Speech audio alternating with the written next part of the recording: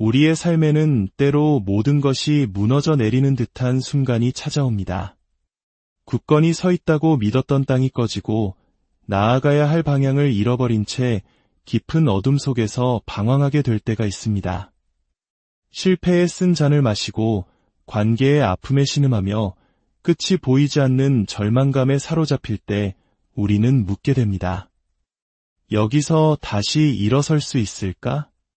오늘 우리는 바로 그 질문에 대한 답을 찾아가는 여정을 떠나려 합니다. 7번 넘어져도 다시 일어나는 의인의 이야기, 가장 깊은 절망 속에서 피어나는 회복의 기적에 대한 이야기입니다.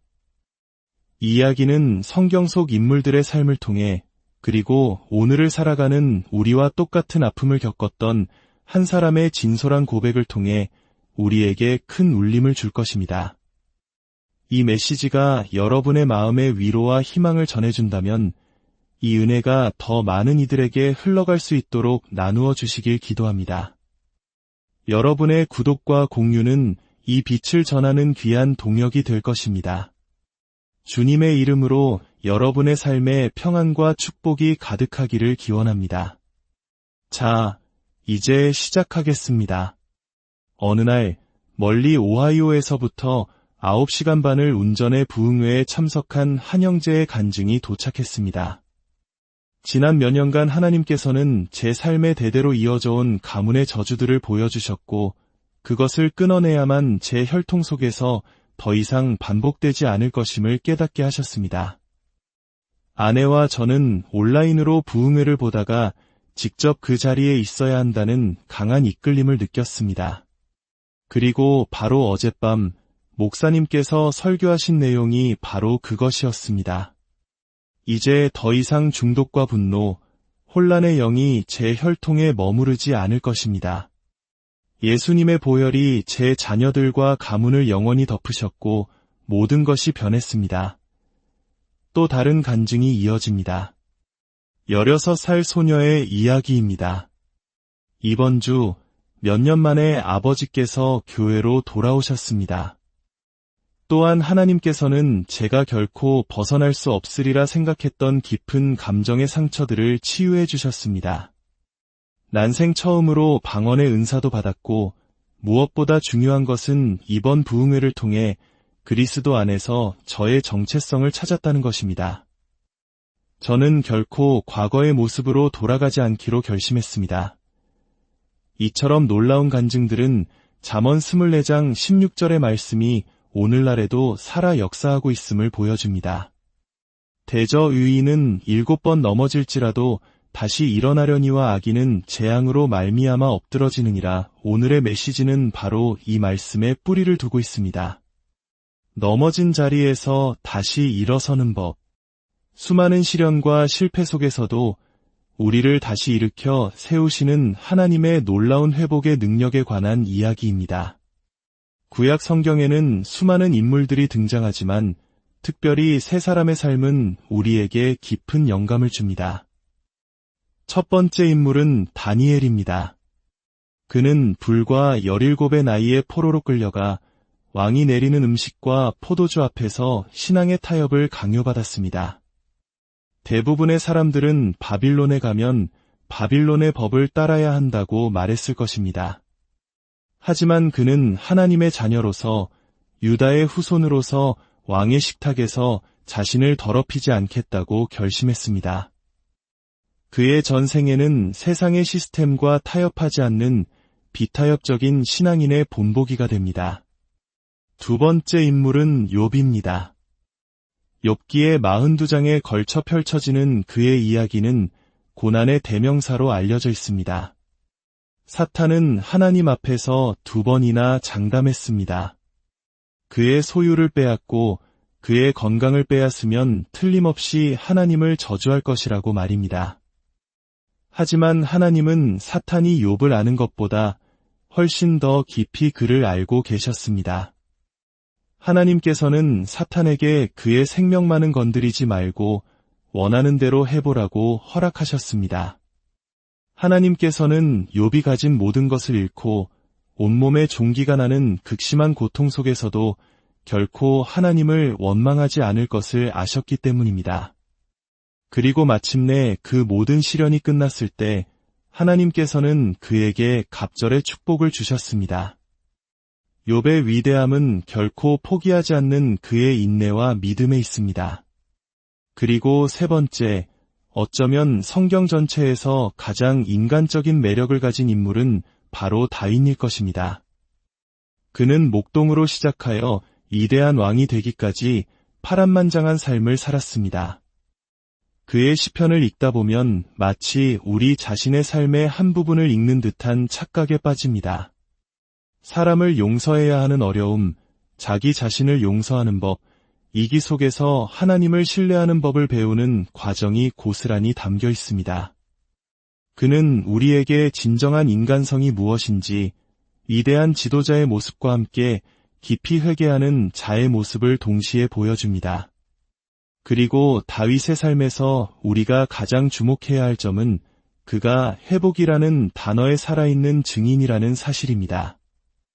성경 전체를 관통하는 몇 가지 중요한 주제가 있습니다.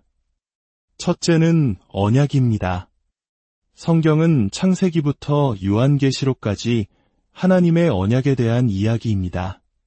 그리고 둘째는 바로 회복입니다. 아담과 하와가 에덴 동산에서 넘어진 그 순간부터 하나님께서는 여인의 후손이 뱀의 머리를 상하게 할 것이라 말씀하시며 회복의 계획을 시작하셨습니다. 다윗은 이 회복의 드라마를 가장 극적으로 보여주는 인물입니다. 그는 온 마음을 다해 하나님을 사랑했지만 동시에 끔찍한 죄에 빠졌던 사람의 완벽한 예시입니다. 그의 삶 대부분은 선하고 위로운 일들로 가득 차 있었습니다.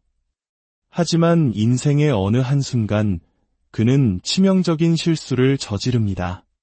바로 이 지점이 우리가 다윗에게 깊이 공감하는 이유입니다. 그의 삶은 선한 사람도 넘어질 수 있다는 것을, 위대한 믿음의 사람도 실수할 수 있다는 것을 보여주기 때문입니다. 다윗의 실패를 잠시 들여다봅시다. 그는 인생의 중반, 이른바 중년의 위기를 겪고 있었습니다. 성경은 왕들이 출전할 때가 되매라고 기록합니다. 그러나 다윗은 전쟁터에 나가지 않고 왕궁에 머물러 있었습니다. 그는 자신이 있어야 할 자리를 떠나 있었습니다. 자신의 싸움을 다른 사람들에게 맡기고 안일함에 빠져 있었던 것입니다. 또한 그는 심각한 가정 문제를 겪고 있었습니다. 그의 아내이자 사울왕의 딸이었던 미갈은 다윗이 하나님의 궤 앞에서 기뻐하며 춤출 때 그를 비웃고 경멸했습니다. 이 일로 인해 둘의 관계는 돌이킬 수 없이 멀어졌고 다윗은 정서적으로 깊은 외로움과 공허함에 시달렸을 것입니다. 전쟁의 피로감, 가정의 불화, 그리고 왕으로서의 안일함. 이 모든 것이 그를 약하게 만들었고 새로운 스릴과 자극을 찾게 했습니다. 바로 그때 그는 밧세바를 보게 됩니다. 우리는 다윗의 삶을 실패 이전과 실패 이후로 나누어 볼 수 있습니다. 실패 이전의 다윗은 어떠했습니까? 18살에 그는 돌멩이 하나로 거인 골리앗을 쓰러뜨린 용사였습니다. 19살에는 수금을 연주하여 사울 왕에게 깃든 악령을 쫓아내는 신령한 음악가였습니다. 20살에는 이스라엘의 전쟁 영웅으로 칭송받았고 30살에는 마침내 이스라엘의 왕으로 기름 부음을 받았습니다. 35살에는 시온산에 성막을 짓고 24시간 찬양대가 하나님을 예배하게 했습니다. 시편의 대부분은 바로 그 다윗의 장막에서 하나님의 임재 앞에서 터져나온 노래들이었습니다. 그는 그 누구도 꺾을 수 없는 하나님 마음에 합한 위대한 왕이었습니다. 하지만 인생의 중반, 그는 스스로 판함정에 빠지고 맙니다. 밧세바와의 간음, 그리고 그 죄를 덮기 위해 그녀의 남편 우리아를 전쟁터에서 죽게 만든 살인. 나단 선지자가 다윗을 찾아와 한 비유를 이야기합니다. 한 부자는 아주 많은 양을 가졌고 한 가난한 자는 오직 한 마리의 어린 양만을 가지고 애지중지 키웠습니다. 그런데 부자가 손님을 대접하기 위해 자기 양을 잡지 않고 가난한 자의 양을 빼앗아 잡았습니다. 이야기를 들은 다윗은 분노하며 외칩니다. 그런 악한 자는 마땅히 4배로 갚아주어야 한다. 나단은 다윗을 가리키며 말합니다. 왕이 바로 그 사람입니다. 다윗이 스스로 선포한 심판은 그대로 그의 삶에 이루어졌습니다. 그는 밧세바를 통해 낳은 아기를 잃었고 그의 세 아들이 칼에 맞아 죽었습니다. 선지자의 말대로 칼이 그의 집에서 영원히 떠나지 않았던 것입니다. 하나님의 용서는 언제나 가능합니다. 문제는 용서가 아니라 죄의 결과, 그 파장입니다.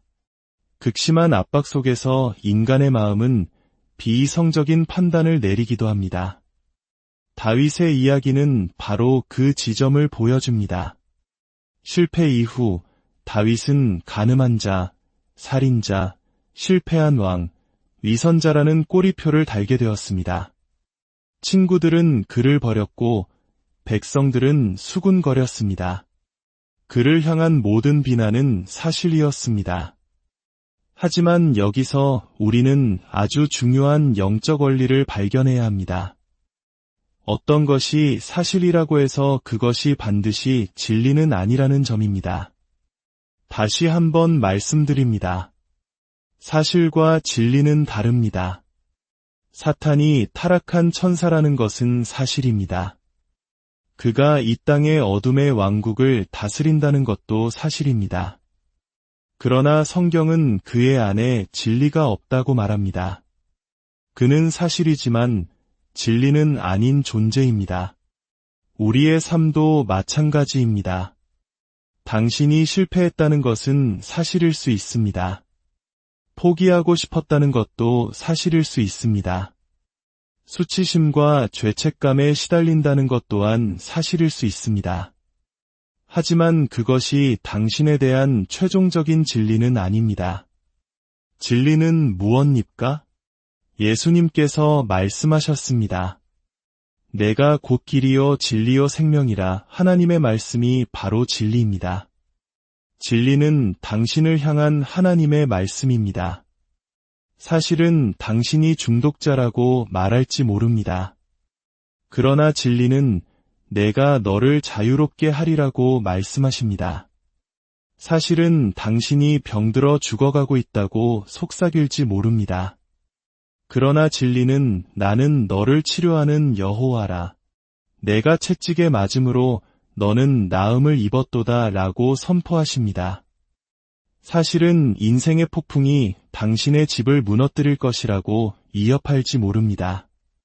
그러나 진리는 예수님께서 당신의 배에 오르시면 잠잠하라, 고요하라 명하시고 폭풍을 잠재우신다고 약속하십니다. 사실에 머무르지 마십시오. 사실을 뛰어넘는 하나님의 진리를 붙드십시오. 진리는 언제나 사실을 이깁니다. 이사야 9장 5절은 이렇게 기록합니다. 어지러이 싸우는 군인들의 신과 피 묻은 겉옷이 불에 섭같이 살라지리니. 이 말씀은 언뜻 이해하기 어렵습니다. 하지만 깊이 묵상해보면 놀라운 의미가 숨어 있습니다. 어지러이 싸우는 소리는 우리가 영적 전쟁을 치를 때 머릿속에서 들려오는 혼란스러운 목소리들을 의미합니다. 병원에서 끔찍한 진단을 받았을 때를 생각해 보십시오. 한편에서는 하나님은 치유하실 수 있어라는 믿음의 소리가 들리지만 다른 한편에서는 너의 가족 중에도 같은 병으로 죽은 사람이 있잖아. 너도 끝이야라는 절망의 소리가 들려옵니다. 이 혼란스러운 목소리들 속에서 우리의 영혼은 피 묻은 겉옷처럼 상처 입고 지쳐갑니다. 그러나 말씀은 계속됩니다. 그 모든 혼란과 상처가 불에 섭같이 살라지리라. 이것은 무엇을 의미할까요? 당신이 겪는 그 끔찍한 전투, 그 혼란스러운 목소리들과의 싸움이 당신 안에서 타오를 새로운 불꽃의 연료가 된다는 뜻입니다. 당신의 싸움이 당신의 기름 부으심을 위한 땔감이 되는 것입니다. 기름 부으심이 무엇인지 알고 싶으십니까? 올리브 열매의 이야기를 들어보십시오. 올리브 열매는 아름다운 나무에 매달려 햇살을 받고 비를 맞으며 평화롭게 자랍니다. 그 자체로 아름답고 귀한 존재입니다. 그러나 어느 날 거대한 기계가 나무를 붙잡고 격렬하게 흔들기 시작합니다. 열매들은 속수무책으로 떨어져 그물 위로 쏟아집니다. 그것이 끝이 아닙니다. 모아진 열매들은 거대한 맷돌 아래로 옮겨집니다. 그리고 상상할 수 없는 무게의 맷돌이 그 위를 지나가며 열매들을 무자비하게 으깹니다. 이 끔찍한 으깨짐의 과정 속에서 열매는 자신 안에 그토록 귀한 기름이 숨겨져 있었다는 사실을 비로소 깨닫게 됩니다. 껍질이 부서지고 과육이 으깨지고 가장 깊은 곳의 씨앗까지 깨어질 때 가장 순수하고 귀한 기름이 흘러나옵니다. 그 첫 기름은 성전의 등불을 밝히는 데 사용되었습니다. 두 번째 기름은 상처 입은 자를 치료하는 약이 되었습니다. 그리고 다른 기름들은 음식을 만들고 어두운 집을 밝히는 빛이 되었습니다. 진정한 기름 부으심은 이처럼 끔찍한 깨어짐을 통해서만 흘러나옵니다. 상처 입은 자만이 상처 입은 자의 마음을 이해할 수 있고 오직 상처를 겪어본 자만이 다른 이의 상처를 효과적으로 치유할 수 있습니다. 하나님께서 때로 당신의 종들을 으깨시는 이유는 그들을 통해 다른 사람들의 아픔을 느끼고 치유하게 하시기 위함입니다. 이제 저의 이야기를 해야 할 것 같습니다. 이 메시지는 단순히 성경 구절을 해석한 것이 아닙니다. 이것은 제 삶의 가장 깊은 고통 속에서 건져 올린 간증입니다. 수년 동안 저는 엄청난 양의 사역을 감당했습니다. 성경 전체에 대한 주석을 쓰는데 7년을 보냈고 동시에 3년 반 동안 7권의 책을 출판했습니다. 매년 150개의 새로운 설교를 준비했고 잡지를 만들고 수많은 이메일과 편지에 답장했습니다. 35주 연속으로 주말마다 비행기를 타고 집회를 인도했고 월요일 새벽 3시면 어김없이 사무실로 출근했습니다. 단 한 번의 안식년도 없이 그렇게 수십 년을 달려왔습니다. 그러던 2020년 1월의 어느 날 저는 사무실 복도를 걷다가 온몸에 힘이 빠져나가며 바닥에 쓰러졌습니다. 제 몸과 마음이 완전히 무너져 내린 것입니다. 그것은 영적, 정신적, 감정적 탈진, 바로 번아웃이었습니다. 번아웃 상태에 빠지면 극도로 비이성적인 결정을 내리기 시작합니다. 그리고 바로 그때 저는 가장 믿었던 사람들에게 말로써 기습 공격을 당했습니다. 그들은 제가 신경쇠약으로 무너지는 모습을 녹화했고 그것을 악의적으로 편집하여 언론에 넘겼습니다. 저는 지옥을 경험했습니다. 너무나 지치고 쇠약해져서 이사회는 저에게 모든 것을 내려놓고 의사를 찾아가라고 권했습니다. 비행기에 오르는 내내 제 몸은 사시나무처럼 떨렸고 아내와 저는 눈물을 흘리며 물었습니다. 하나님, 도대체 제게 무슨 일이 일어나고 있는 겁니까? 의사는 제게 말했습니다. 당신의 혈당 수치는 14이고 혈압은 220에 140입니다. 지금 당장 뇌졸중으로 쓰러져 다시는 말을 하거나 설교를 하지 못하게 되어도 이상하지 않은 상태입니다. 이대로라면 2년 안에 죽게 될 것입니다. 저는 모든 것을 포기할 준비가 되어 있었습니다. 40년 넘게 해온 사역을 그만두고 싶었습니다. 죽음이 차라리 안식처럼 느껴질 정도로 저는 완전히 소진되었습니다. 자살 충동까지 느꼈습니다. 그러던 어느 날 제 휴대전화가 울렸습니다. 저를 아끼는 동료 목사님 5분과의 컨퍼런스 콜이었습니다. 그들은 전화기 너머에서 저를 위해 기도해 주었고 하나님의 말씀을 전해 주었습니다. 그들은 저를 얼마나 사랑하는지 제가 혼자가 아니라고 말해 주었습니다. 만약 그 전화가 오지 않았더라면 저는 아마 사역을 떠났을 것입니다. 사람들에게 상처받고 거절감에 불타 없어져 그냥 은퇴했을 것입니다. 그러나 그 전화 한 통이 모든 것을 바꾸었습니다. 그들은 저의 등이 되어 주었고 저는 다시 일어설 힘을 얻었습니다. 제가 오늘 여러분에게 회복에 대해 설교할 때 여러분은 단순히 성경 메시지를 듣는 것이 아닙니다. 여러분은 자신의 영혼이 회복되는 것이 무엇인지 아는 한 남자의 간증을 듣고 있는 것입니다. 저는 제 고통 속에서 설교하고 있고 제 치유의 경험을 통해 외치고 있습니다. 여러분이 어떤 종류의 실패를 경험했든 상관없습니다. 육체적인 붕괴이든 도덕적인 실패이든 관계의 깨어짐이든 하나님은 결코 당신을 버리지 않으십니다. 하나님은 당신의 편입니다. 그리고 하나님께서 허락하신 모든 일들은 지금은 이해할 수 없을지라도 되돌아보면 다 그분의 목적을 위한 것이었음을 깨닫게 될 것입니다. 저는 그 끔찍한 경험을 통해 균형을 배웠습니다. 무엇을 하고 무엇을 피해야 하는지 배웠습니다. 제 삶을 재조정하는 법을 배웠습니다. 혹시 이 자리에 저처럼 완전히 소진되어 버린 분이 계십니까? 영적으로, 정신적으로 무너져서 더 이상 나아갈 힘이 없다고 느끼는 분이 계십니까? 미친 결정을 내리고 있는 자신을 보며 내가 왜 이러지? 라고 자문하는 분이 계십니까? 사탄의 정신적인 공격 아래에서 벗어나려고 발버둥치지만 도저히 자유로워질 수 없는 분이 계십니까? 지금이 바로 당신을 위한 회복의 밤입니다. 하늘에 계신 하나님 아버지, 이 말씀을 주심에 감사드립니다. 주님의 말씀이 저를 만지셨지만 주님, 저는 오늘 밤 그리고 앞으로의 날들을 위해 주님의 도움이 필요합니다. 원수가 저를 지치게 하고 쇠약하게 만들려고 했습니다. 제 영과 마음과 몸이 감당할 수 없는 공격을 받는 것 같았습니다.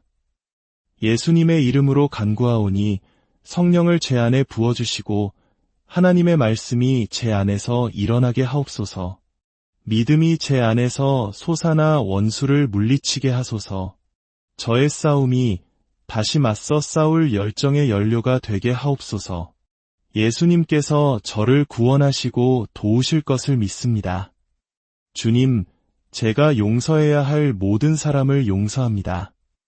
원수를 향한 원한을 품지 않게 하시고 그들을 구원하시고 치유하여 주옵소서. 제가 쓴뿌리를 가진 크리스천이 되지 않게 하시고 과거의 상처에 얽매이지 않게 하옵소서. 다시 자유로워지고 싶습니다. 다시 기쁨을 되찾고 싶습니다. 다시 평안을 누리고 싶습니다. 예수님의 이름으로 기도드립니다. 아멘. 여러분의 고통이 무엇이든, 여러분의 실패가 얼마나 크든 기억하십시오. 당신을 향한 하나님의 사랑은 결코 변하지 않습니다. 한때 마약과 알코올 중독으로 삶의 밑바닥까지 떨어졌던 한 형제가 있습니다. 그는 법원의 명령으로 재활 프로그램에 참여하게 되었고 그곳에서 예수님을 만났습니다. 그는 모든 것을 잃었다고 생각했던 절망의 순간 코카인을 흡입하던 외로운 침실의 주님께서 함께 계셨다는 놀라운 계시를 받았습니다. 그가 가장 비참하고 추악했던 순간에도 주님은 그를 떠나지 않으셨던 것입니다. 그 변함없는 사랑을 깨달았을 때 그의 삶은 완전히 바뀌었습니다. 그리고 오늘 그는 하나님의 교회를 섬기는 목사님이 되었습니다. 하나님께서는 이처럼 놀라운 일을 행하실 수 있는 분입니다. 그분은 당신이 누구였는지가 아니라 당신이 누구인지를 보십니다. 예수 사랑하심은 거룩하신 말일세. 우리들은 약하나 예수 권세 많도다. 날 사랑하심, 날 사랑하심, 날 사랑하심, 성경에 써 있네. 이 단순한 찬양이 오늘 당신의 고백이 되기를 바랍니다. 당신에 대한 모든 것을 아시면서도 여전히 당신을 사랑하시는 그 놀라운 사랑을 신뢰하십시오. 하나님께서는 당신이 흘린 모든 눈물을 닦아주시고 당신의 모든 깨어진 조각들을 모아 더 아름다운 작품으로 빚으실 것입니다. 당신의 실패가 간증이 되고 당신의 상처가 다른 이를 살리는 능력이 될 것입니다. 넘어진 그 자리에서 다시 일어나 회복의 하나님을 찬양하게 될 것입니다. 주님의 선하심과 인자하심이 오늘 이 자리에 있는 모든 분들의 삶에 영원토록